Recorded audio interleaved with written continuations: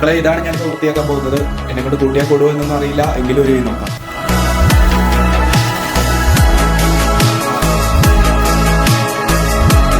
അപ്പൊ നിങ്ങൾ കുറെ കാണുന്ന സ്ഥലമൊക്കെ നമുക്കിനി ചെയ്യാനായിട്ടുള്ളതാണ്.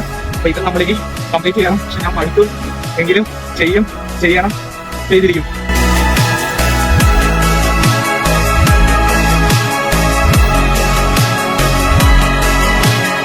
ഞാനിപ്പോൾ ഇത്രയും ഭാഗം കവർ ചെയ്ത് കഴിഞ്ഞു. മൂല വരെ എനിക്ക് ചെയ്യാനുണ്ട്. അപ്പം എനിക്ക് ചെയ്യണം എന്നാണ് ആഗ്രഹം. മടുത്തു, എങ്കിലും ഞാനിത് ചെയ്തിരിക്കും.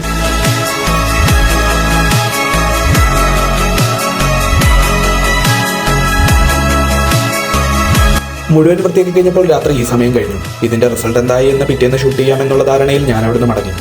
പിറ്റേന്ന് അവിടെ കണ്ടപ്പോൾ എൻ്റെ കണ്ണ് നിറഞ്ഞു പോയി. എൻ്റെ 6-7 മണിക്കൂറത്തെ കഷ്ടപ്പാടായിരുന്നു ഇത്. വീണ്ടും 2 മണിക്കൂർ എടുത്ത് അവിടെ വൃത്തിയാക്കി കൊടുത്തിട്ടാണ് ഞാൻ തിരിച്ചു പോകുന്നത്. ഇപ്പോൾ നിങ്ങൾ ആലോചിച്ചിട്ടുണ്ടാവും, ഇങ്ങനെയുള്ള ആളുകൾക്ക് വേണ്ടി വീണ്ടും എന്തിനാണ് ഞാൻ ഇങ്ങനെയൊക്കെ ചെയ്യുന്നത് എന്ന്. ചിലപ്പോൾ ഞാൻ കൊണ്ടുവരാൻ ആഗ്രഹിച്ച മാറ്റം അവിടെ ഒരാളെങ്കിലും സ്വാധീനിച്ചിട്ടുണ്ടെങ്കിൽ, ഞാൻ ചെയ്യുന്നത് കണ്ട് അവിടെ വേസ്റ്റ് ഇടാൻ ഒരാൾക്കെങ്കിലും മടി കാണിച്ചിട്ടുണ്ടെങ്കിൽ, അത് തന്നെയല്ലേ എൻ്റെ വിജയം. ഇനി അവിടെ വൃത്തികേടാവില്ല എന്ന മുനിസിപ്പാലിറ്റിയുടെ കയ്യിൽ നിന്ന് ഉറപ്പും വാങ്ങിയിട്ടാണ് ഞാൻ അവിടുന്ന് പോകുന്നത്.